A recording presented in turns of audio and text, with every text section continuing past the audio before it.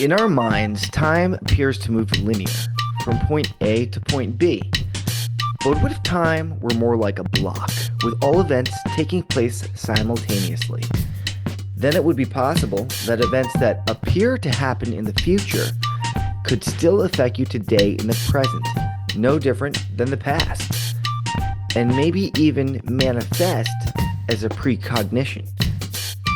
A book written about an unsinkable ship that crashes into an iceberg seems to obviously be written about the Titanic. But what if I told you that book exists? Its title's called Titan, only it was written 14 years before the Titanic ever set voyage. In quantum physics, this has already been proven. It's called a retrocausality. So if it's possible on the quantum level, wouldn't it also be possible throughout all reality? History has shown there are countless examples of artists seeming to create eerie premonitions of things to come in their own life. So are these merely a self-fulfilling prophecy, or is there more to these time loops? To educate me on this is our guest. He's a science writer and has multiple books on the subject of precognition, including the best-selling Time Loops. Here's my conversation with Eric Wargo. Sorry. There you are. There he is. Eric Wargo. I got to say, you put your work out back in 2018. You did a whole entire new look. Now you've got the wizard vibe going on. I love this. Wizard. All right, I like Yeah, that. because it's a lot more mystical and but also science at the same time. So I like this. So, thank you for joining. A big fan of your work here. Um, your work combines. It is in the realm of ESP. I mean, it is right, and it combines creativity with precognition, and essentially your hypothesis is the present never stops being affected by the future. Is that correct? Yeah, yeah, that's a good way of phrasing it, I think. Yeah, So how would you explain, your body of work and, how you came to this?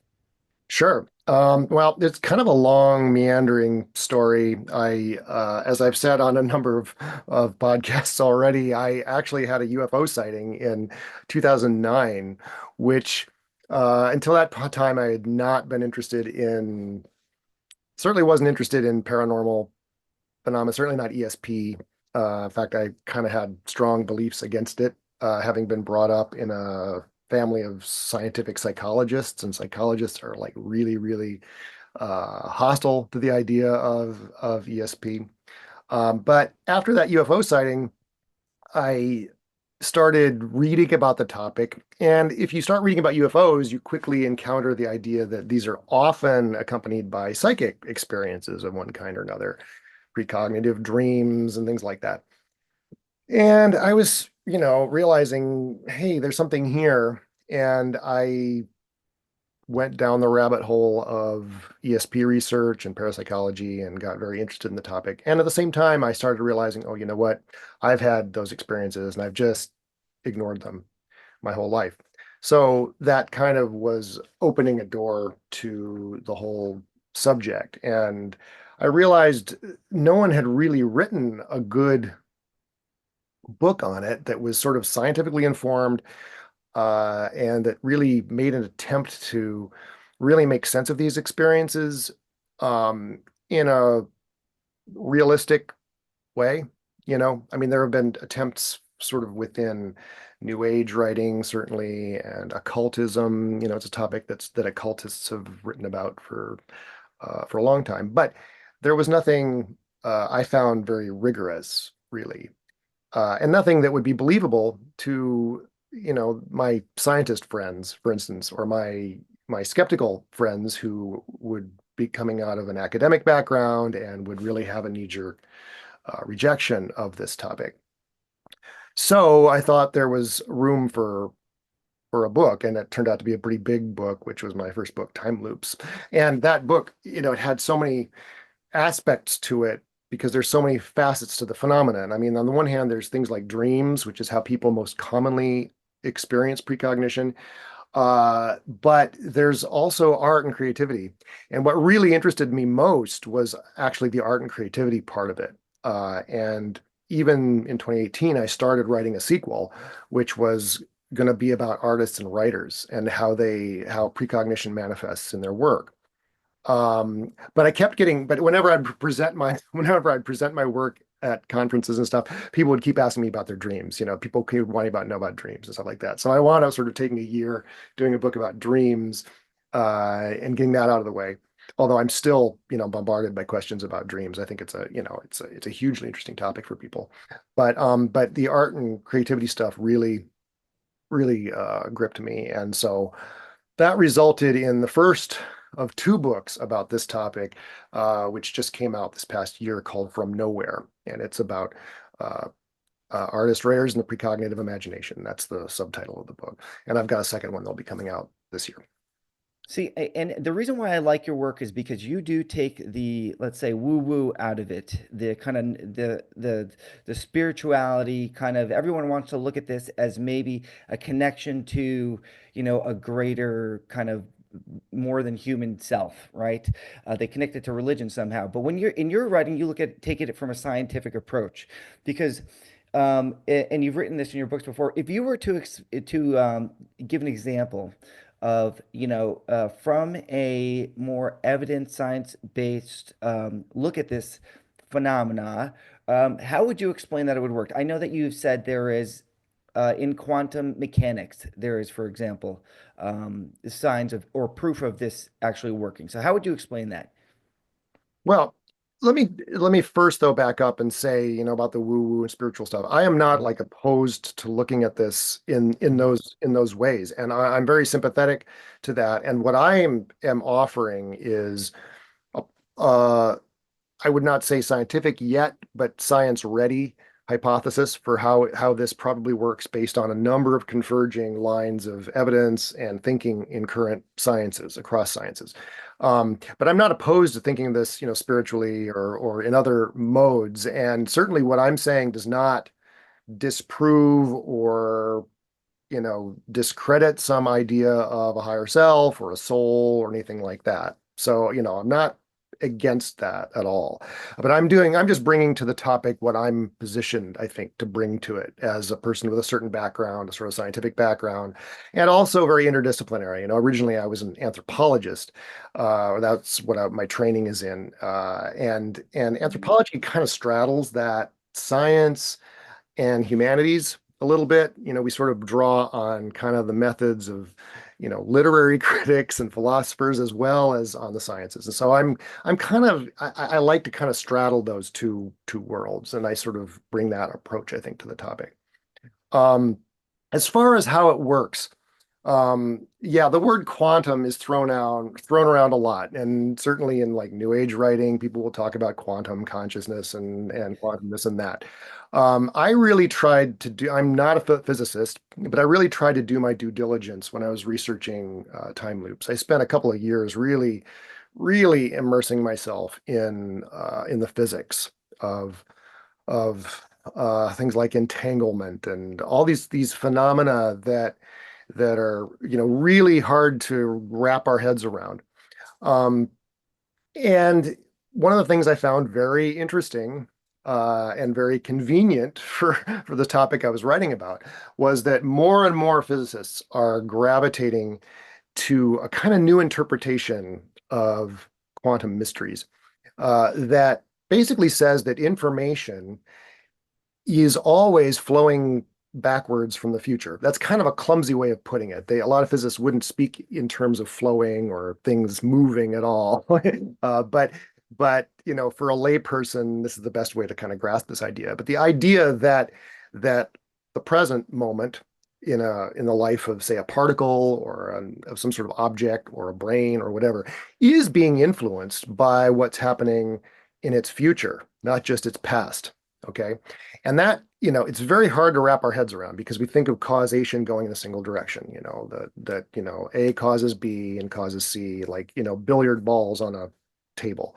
And the world dominated by entropy, which was sort of Enlightenment science that formed in the 17th and 18th century, sort of gave us this picture of causation as all happening in a single direction, and according to entropy.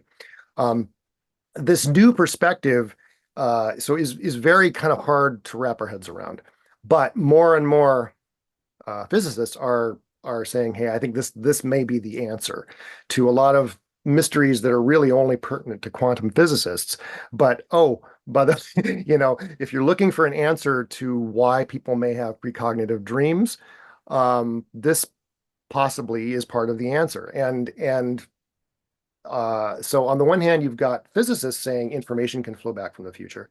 On the other hand, you have this new emerging field in biology called quantum biology, which is showing how these spooky quantum processes are not only operate in living systems, but actually are essential to some of the functions of living systems. So, like things like photosynthesis depend entirely on this process called quantum tunneling, for instance, and um, and bird navigation was one of the first discoveries that had to do with the quantum biology. They discovered that it has to do with entangled particles in the retina of birds.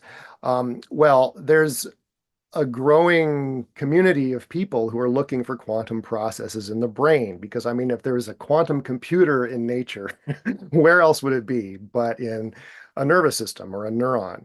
And conveniently, their neurons are full of these little molecular tubes called microtubules. I don't know if you've heard about them, but they have been proposed as part of an explanation for consciousness. I think they may be little what I call future detectors. That is to say, they may be able to pre-spawn to their own future states. And if you have trillions of these things inside of, billions of neurons making trillions of connections across the brain, this could be the answer to how information from our future gets into our present and then manifests in the form of, say, a dream or a vision or something like that. So that's my hypothesis for how this is going to work. In fact, lately I'm sort of calling myself a futurist because I'm sort of anticipating, I think, a future theory of precognition. And I'm sort of, predicting based on all these trends in science and so on. And it all kind of points in this one direction. So that's my explanation. But again, it's a hypothesis. It needs to be tested. This is Right. stuff that needs to be, people need to do this work in laboratories. We need physicists who are going to do more experiments, showing how retrocausation works on a physical level. We need people who can uh, study how that may work in neurons and so on. So there's whole multiple sciences that need to kind of get involved in this search. But I Well, think, I like, yeah. yeah. No, go Well, ahead. I was gonna say, I like that you, immediately take it to the creative side because, I came from an art background too, and obviously I'm a comic right now, and that's also creative, and you're a writer, and when you create something, you don't start with, it almost starts with the end product first. For example, you're gonna make a painting, you have an idea for a painting, right? Then you go buy the paint, then you go build it, right? So this works the same exact way. I mean, even if I'm crafting a joke, you start with the funny part first, then you go, okay, how are we going to lead up to that? So when creative people do something, it is almost like it is happening backwards. So it's exactly the way you're explaining it. So what and I've always thought like this. So when I saw your work, go, oh my God, it makes perfect sense that why wouldn't everything work this way? So what I want to ask you is, do you think somehow maybe that the information itself is the thing doing the driving? So whereas the work itself is out there, and that is what is causing us. So have you looked into that? Have you spoken to artists, and what is your take on that? Yeah, I think, well, if I understand what you're saying, yes. In fact, my new book, or the next kind of the sequel to to From Nowhere, is really zooming in on the creative lives of a few imaginative writers and how they created their works. And in each case, I'm making the case that, what came to them in the moment of inspiration, in a few cases in dreams or in visions while they're, lying on the pillow, and suddenly, whoa, it comes to them. This story comes to them. You know, what they were doing was they were having a premonition of the way they were going to look back on the work that they did and to create that and look back on the work, the finished product and how it affected their lives. So it's truly a time loop. I mean, it's truly, um, truly you can't point to a single like cause and say this caused this idea or whatever. The point is their whole this effect of the work on their life kind of circled back, caused this moment of inspiration, which they then, work to fulfill in the form of a novel or a poem or whatever. And then the work kind of has an impact on their life. In a few cases, specifically, it was the debut work for this writer, and it suddenly turned them into an author with all the things that goes with that. Uh, but then you can read that there was sort of a premonition buried in that work of how exactly that was going to play out.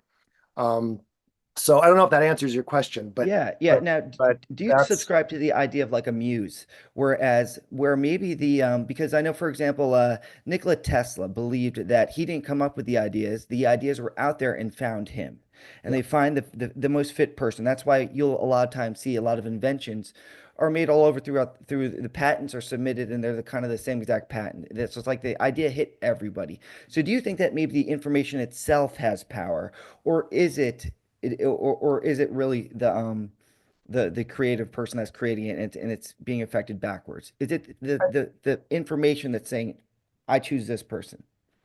Yeah, I mean that's how people experience it. I mean that's the phenomenological aspect of inspiration. It always feels like something from outside. It always feels like something beamed this into my head because it doesn't feel like it belongs to you. And that's the same experience with mediums and psychics when they're, remote viewers, when you're in a remote viewing session. What you're looking for are those flashes that don't feel like you caused them. There's something that came from outside. So that's the feeling. But I think there's a reason they feel that way. This goes to something that psychologists call source monitoring.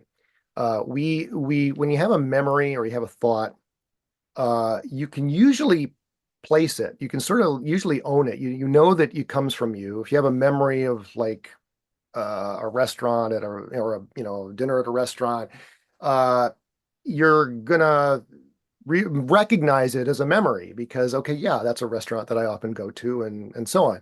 But if you have a like sudden vision of this, completely unfamiliar place or thing, like what if I suddenly like had this vision of riding a bike through Beijing, China? This is like an example I use in time loops. What if, I've never been to China and like it would just be this random vision and like I would just ignore it, or maybe I would if I were a mystic, I might take it as significant or something, or think that someone in China was telepathically in touch with me or something like that.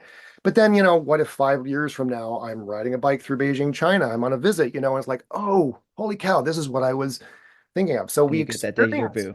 Yeah. we experience these precognitive information. We experience it always as something from outside us, and this is go so throughout history creative people have thought that their ideas came from the gods or the spirits or the dead, or any number, whatever their cultural beliefs dictated about that. But I think it can be, a good argument can be made that at least sometimes, we can't say always, but at least sometimes those great ideas come from our own future thoughts, and we just don't recognize them as ours because it's not the future yet. We don't have any way to place it in our biography. So that it's that issue of source monitoring. We can't monitor the source of that precognitive information. It just feels outside of us. It feels external. And so, yeah, so Tesla experienced his ideas as coming to him from outside. And so the natural assumption is, oh, these ideas are out there somehow. Um, I don't think that's an idea that has scientific traction that you could test. And certainly when you look sort of forensically, as I've been doing with these cases of these particular writers, you can sort of trace where those ideas came from, those thoughts came from, which is their future. You can Right. see that they had those thoughts in their future because of a real concrete experience. And so that idea or that inspiration that may have felt like it came from space, arguably came from their future. So Yeah. that's the argument I make. I do like that you mentioned about the because it is like a feeling because when I first my whole life I would always say when something happens, oh, that's my future self telling me, right, that something's going to happen. I would always think that it's my future time, like coming back in time to communicate with me. But maybe it was really, now I know that I possibly just read your book in the future and and I was just trying to feed that as my own information, but it was your idea the whole time. Well, the thing is, But all my ideas are from things I'm going to read in my future. What I say in my new book is there's like, originality. There's no originality. It's that like, that yeah, uh, it's all been it's done before. Yeah. it's all been done in the future. It's flowing. A lot of it's flowing back from the future. And so, all the time I'm writing. Look, I always have this experience that I have this great new idea. Like, holy crap, this is awesome. And I'll work on this idea or I'll plan to work on it, and all of a sudden I'll turn the page of something I'm reading, and oh, there's that idea.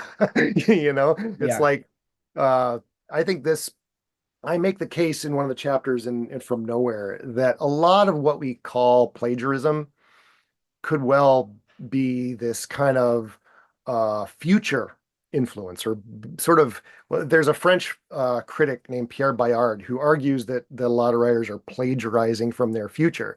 And I sort of take his idea, but it can't be plagiarism if you're I would say the word influence works better there. But you know, for intellectual property concerns, it doesn't matter. You're going to be a plagiarist if you're taking someone else's idea. Right.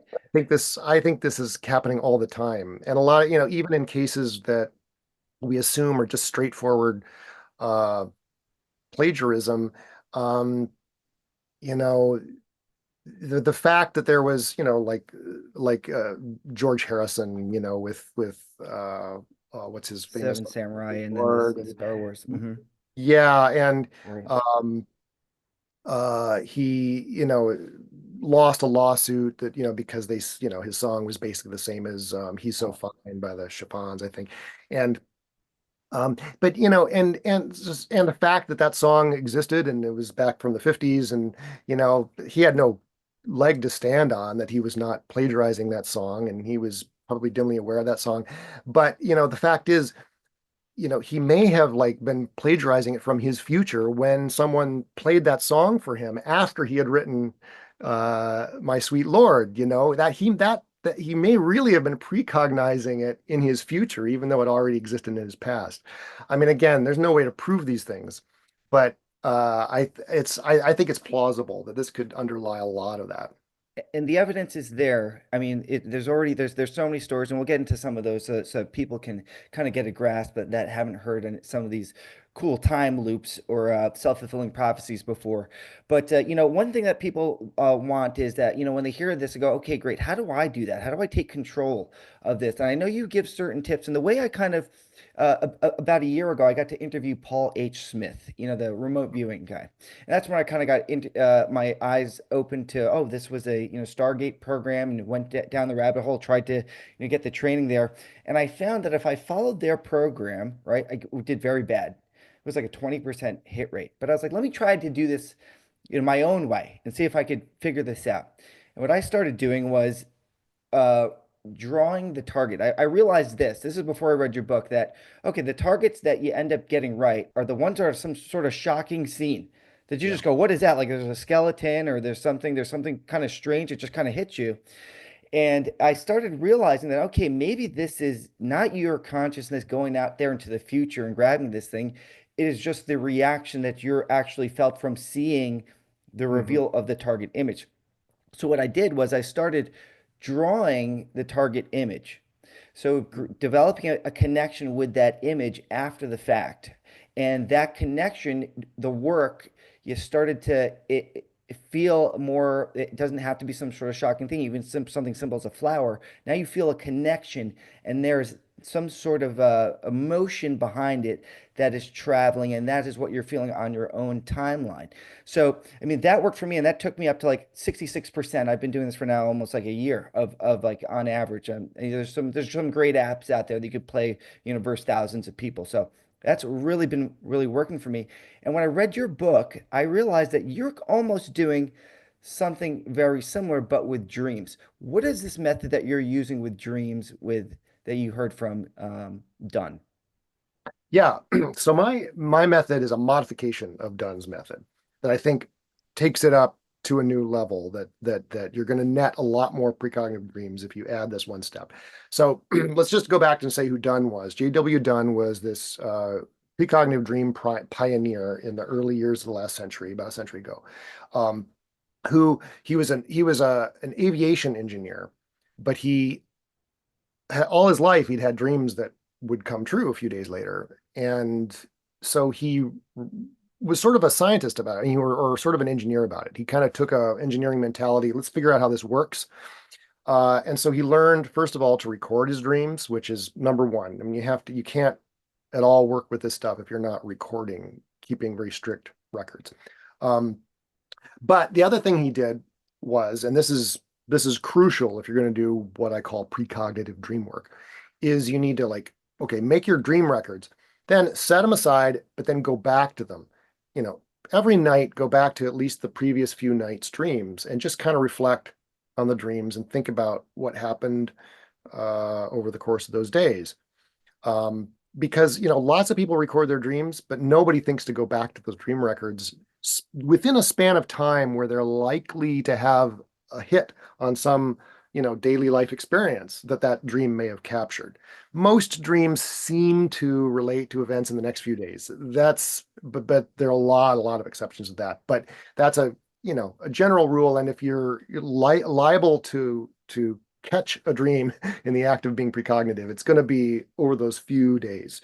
So going back to your dream records, that was Dunn's method. And his book called An Experiment with Time in 1927 was a sort of citizen science thing. He was trying to get other people to follow his experiment so that they could sort of prove this idea of precognitive dreams. And this book was hugely influential. A lot of writers in the early mid years of the century were really influenced by Dunn, including like C.S. Lewis, J.R.R. Tolkien. Tolkien's elves actually are kind of based on Dunn's theories about time. I mean, Dunn was hugely influential.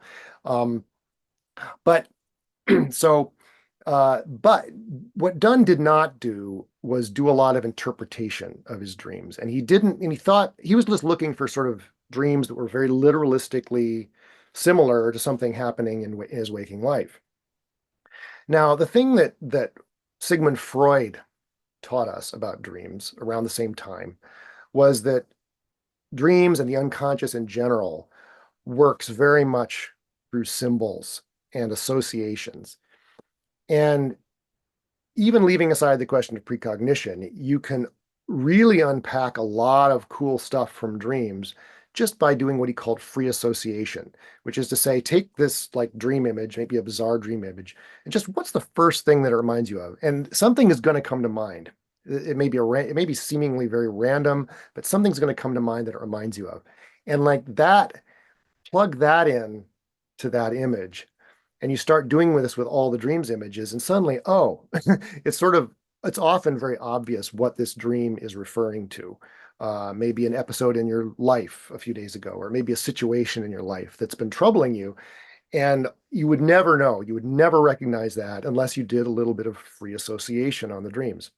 So this is the added step that I add to Dunn's method. Okay. So the way you do this, you don't do it at the end, you do it in the middle or right after you've written your dream down, basically. You write down the dream in as much detail as you can get.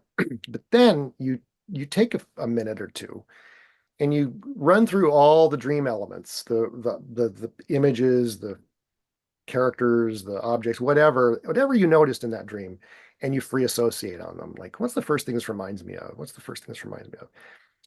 And you write those down. Okay. And you're not going to get the precognitive target yet because it hasn't happened yet if this is a precognitive dream, but you're going to get those associations on paper because those associations are often what's going to connect to an event over the next few days or whatever. And so doing that free association step will like net you a bunch more precognitive dream hits. Dunn thought, oh, these things are happening occasionally. I think they're happening all the time. I think they're having every night. And I think that possibly all of our dreams are precognitive. We just don't know it. And so when you do that pre-association step, uh, you will very, very quickly start noticing, oh wow, that's amazing. That association connected to this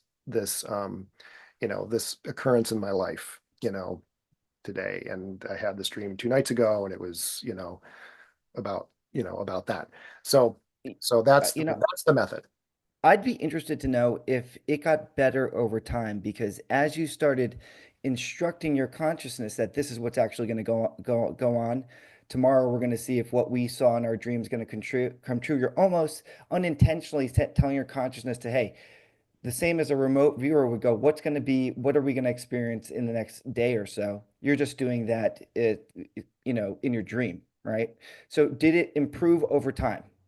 Do you It's see an hard to improvement? say. It's hard to say. This I don't know because while yes, that may be right, I also was just doing more and getting better at noticing. I was also just getting better at noticing my dreams. So I think there's probably both. I think uh, I'm not as interested in the application of this. I'm kind of more interested in figuring out how it works just naturally. When someone's not trying to game their dreams or something, trying to use this to actually predict the future.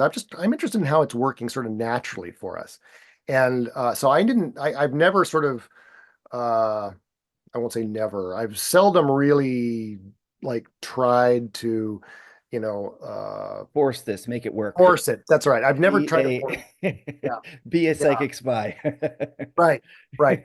Yeah, yeah, Because and just my remote viewing efforts are pretty dismal for the most part, but there are others working in this field who do the work more about trying to apply it.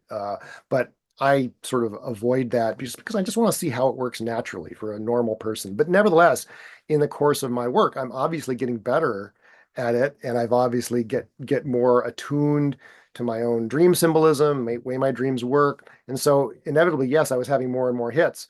But is it because of that kind of intentionality, or is it just because I was getting better at noticing it? So it's one of those, I don't know. I think that's kind of an unanswerable question, but yeah, it's an obvious possibility. Yeah. and it is, I mean, combining all the elements of creativity there too, with also, putting the work in with having to write, so making the connection to that paper and having that process and a different sort of emotion being there because, it seems like emotion is the key behind all of this for it to be real. Even when you hear of like, I'm not somebody that believes in ghosts, but anytime you hear of some of this place is being haunted, why is it haunted? Somebody shot themselves on the fourth floor and now he's roaming the place for it's never he was this guy was so happy, Right. it's always some sort of trauma that some sort of hits our consciousness and now it is does something to us humans, right? So so tell us one of the if you had to tell a skeptic out there, that's interested in, he wants to, pick up one of your books. I heard about this, time loop in your other books too. What is an example of one that you would say, all right, this is something that happened in history that listen to these facts and tell me you don't think something's there. Yeah, okay, sure. Well, okay, there's a lot of them. There's dreams, but there's also like artworks. I think our artworks are particularly convincing because you can't say, oh, they were making up the dream or lying about it. So I'll give you the example from chapter one of my new book, which is Michael Richards, not Michael Richards, the comedian, Michael Richards, the Jamaican American sculptor in the 1990s. Uh, so he was sort of an up and coming black artist in New York, in the New York art scene. And he was a sculptor who made sculptures, particularly about the struggles of a black artist in a white art world. And many of his sculptures were on themes of flight and crashing and planes crashing. You have sculptures of planes in barbed wire, planes that had crashed, and he created a lot of self portraits, sculptural self portraits of himself dressed as a Tuskegee Airman. Now, Tuskegee Airmen were black aviators in World War II. But he would be in the flight suit of a Tuskegee airman, and he'd either have jumped to the ground or fallen to the ground from the sky, or um, uh, various permutations of that idea of crashing. Um, and so, and then in 1999, he created the sculpture of himself as a Tuskegee Airman standing vertically erect, levitating off the ground, and his body being pierced by multiple airplanes. All right. And it was called Tar Baby versus Saint Sebastian. If you know art history, Saint Sebastian is often depicted in art, and he's pierced by all kinds of arrows. Well, he painted himself as Saint Sebastian, but pierced by planes. Well, on the strength of his sculptures, including Tar Baby versus Saint Sebastian, uh, Richards got a space in the Lower Manhattan Cultural Council's uh, World Views program, which is where they gave studio space for 6 months to young up and coming artists in the World Trade Center.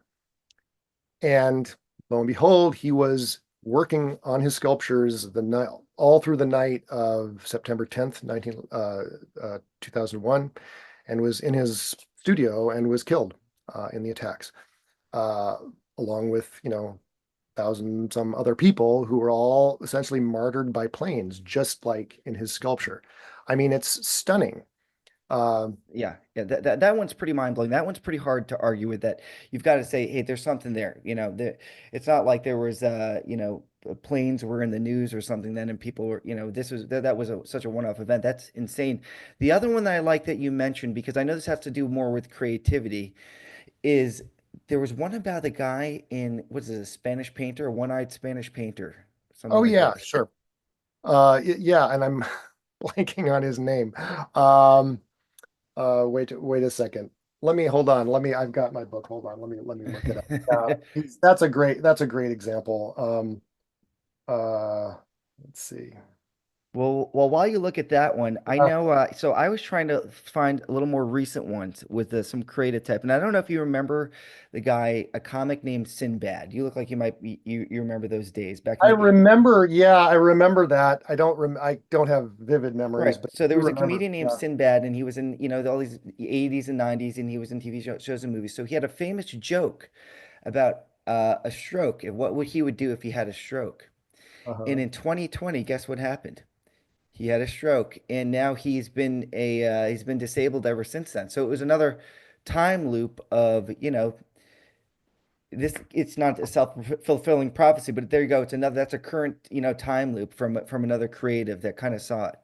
This happens all the time. I mean, artists, writers, writing a novel about a person dying of a certain disease, very specific, and them getting that disease, or a person having a certain kind of accident and having that accident. The painter you were thinking of is Victor Brauner. He was uh, uh, I'm not sure his nationality, but he was in Paris, and he was a surrealist painter in Paris, and he just became obsessed over the course of a decade with uh, people missing an eye or losing an eye. And do all these paintings of various historical figures with knives in their eye or were blinded in one eye, including a self-portrait of himself with one. It was called Self-Portrait with Enucleated Eye. That is someone whose eye has been put out, and obviously his eye has been put out in the painting. Well, several years later, he winds up interceding in a fight with two other surrealist painters in some bar. And one of the painters throws a glass at the other painter, but Victor gets in the way. The glass hits him in the eye and puts out his eye. I mean, it's just a stunning, Yeah. that's that kind of thing. But the thing is, it happens all the time. I have so many stories like that. Um, and And, when you hear these cases as one-offs, it's just easy to say, "Oh, well, that's coincidence or that's just chance." No, I mean this is happening again and again and again. And I get email. Look, my books are full of sort of public stories that you could find on the internet or find in books. But I get emails all the time from writers and artists who are saying this, I mean, telling me amazing stories of how this happened to them. So yeah, I mean, it's just universal. Now, one thing I want to make sure that I touch on before you leave, because this is something that I noticed, and you did bring this up before. It's always the future. It's never the past. So it's always going to be within the lifetime of the person, right? Because it's your timeline. That's So my argument. And there are not a lot of good counter argument. There are not a lot of good cases or cases that I find very compelling of people precognizing something that happened after their death that they could not have found out about during their lifetime. But this is an interesting question. But go ahead. I'm sorry I interrupted you. Well, no, the reason why I say that is because even with the remote viewing, you read anything by, Ingo Swann or any of the great fortune tellers, Nostradamus, all these things, nobody can tell you there's many mysteries of the past that we still have no idea. Like, please, somebody go back in time and tell us how they built those pyramids, all right? There's been plenty of people with ESP or precognitive ability that have never been able to explain not any of the mysteries that we have on our just from our humans that have been here. So that in itself is almost evidence that it is only possible in the future, which is telling us something. What do you think that that means? Well, you can only precognize, but this is true of learning as well. You can only learn things that you can find out about. I mean, you can only learn something that you can actually read about in a book or learn about on TV or learn about from a friend or something like that. We precognize things that we learn about. And if you have a chance, if you have an opportunity to learn about that thing, then you might precognize it. But if there's something that nobody knows, or there's no way for you to learn about that thing, there's no way for precognition to work. But also if um, It throws a monkey wrench in the whole remote viewing because they believe that they could put their consciousness anywhere in time and space, but they can't do it in the past. And one of the, if you know Russell Targ's work, he'll always say if you can't confirm it, it doesn't count. You know. right, and that's this is and it's a problem for the precognition hypothesis as well. If you can't confirm it, it doesn't count. But that also kind of uh, Until it does count, until you do get yeah, hit right. until you lose your eye. This is a perennial problem in the study of psychic phenomena and ESP, because yes, I think a lot of evidence that has been gathered for other ESP modalities like clairvoyance or remote viewing or even for telepathy, it often could just as well be precognition. I know Ed May, who took over the SRI work after Hal Puthoff left.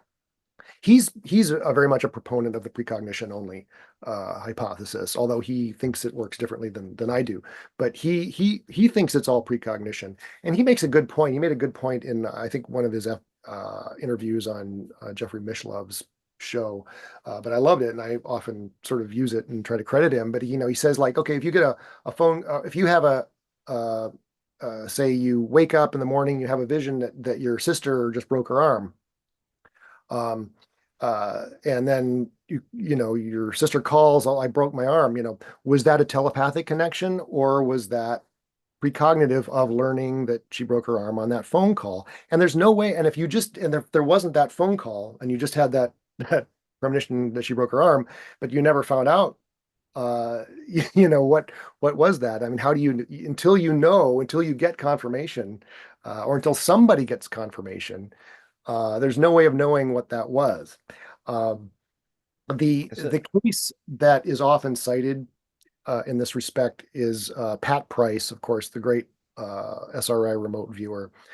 Supposedly remote viewed some things at a site in Kazakhstan called Semipalatinsk, that were and Targ has made the claim that he that the things he saw were confirmed in a magazine article a few years after his death, so that he couldn't have gotten confirmation.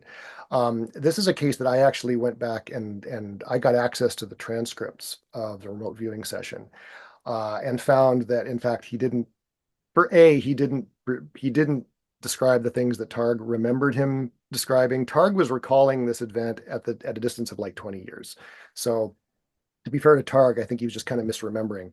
But those claims were not true, and the magazine article was also false. Uh, so it was kind of an echo chamber of stuff. But this is still this got entrenched in the mythology of remote viewing that somehow, Russell Targ, he precognized this thing that was only confirmed after his death, so it proves that this wasn't precognition. But in fact, it's the opposite. The actual hits were actually things that he was shown the next day in a picture. So it very much points to the precognition hypothesis. And it makes so much more sense that it would be on your timeline. It just the evidence is pointing there, even down to the quantum level, like you were saying before. So I'm glad that the one last thing I want to ask you before you go is that so you did mention how, we talked about there's now it's very famous, the Stargate program, and then there's names everybody knows, Inga Swan and Pat Price. It's like why do you think so? The government's been working on this for a long time, and this has been happening since like what the early 1920s. I've got was it the secrets, Russian discoveries behind the psychic discoveries behind the Iron Curtain, and these Yeah. books are all so old. The study's been going on forever. Why do you think there would be a reason why the government would want to suppress this type of information? Do you think do you think that they are still working on it ever since that program ended? And second, do you think that there would be a reason why they wouldn't be more outward with sharing this information and it seems like it's being suppressed? Well, it's espionage. I mean, no one's going to be open about espionage. You're not going to be, that right there is why it's secret and why it was secret, until the Stargate program was declassified in 1995. And is it still going on? I feel sure that there are still psychics in the employ of intelligence agencies, and everyone I know who works in that field assumes that that's the case. But I have no proof of that. Since these things are real, whatever they are certainly relevant, to intelligence gathering or whatever. And so if they're useful in some way, certainly intelligence agencies are going to make use of them, and they're going to do it secretly because, you don't want to let the enemy or whoever know what you're up to. So that doesn't make any. I don't. It certainly isn't surprising that there would be secrecy around this topic. And who knows? Maybe in secret, maybe in whatever program that took over from Stargate, if there was one, maybe they've made discoveries about how to amplify these things or how to use them in new ways that the public hasn't thought of yet. So who knows? But It's all, it's all very exciting, and I hope I'm sure they've all read your book, and they're probably working on some precognition weapon right now, so we don't have to be scared of trying I hope not. It's like I don't want to turn into to. weapons. I'm like, there's enough weapons in the world. Let's use these things for good and for peace. Um, Right. We'll tell that to Raytheon. Okay. Well, well, hey, Eric, thank you so much for joining. Where should people go to buy your books? Oh, you want to send them anywhere in particular? Your Twitter page or anything like this? Sure. Yeah, I'm on Twitter. I'm on well, just I have my website, ericwargo.com. I have a blog, thenightshirt.com. I don't contribute a lot to it anymore. I just don't have time. But yeah, my books, you can find information about my books on my website, ericwargo.com, or just go to Amazon and type in my name. You'll find them. Fantastic. Thank you so much again. All right. Sure. This was great. All right.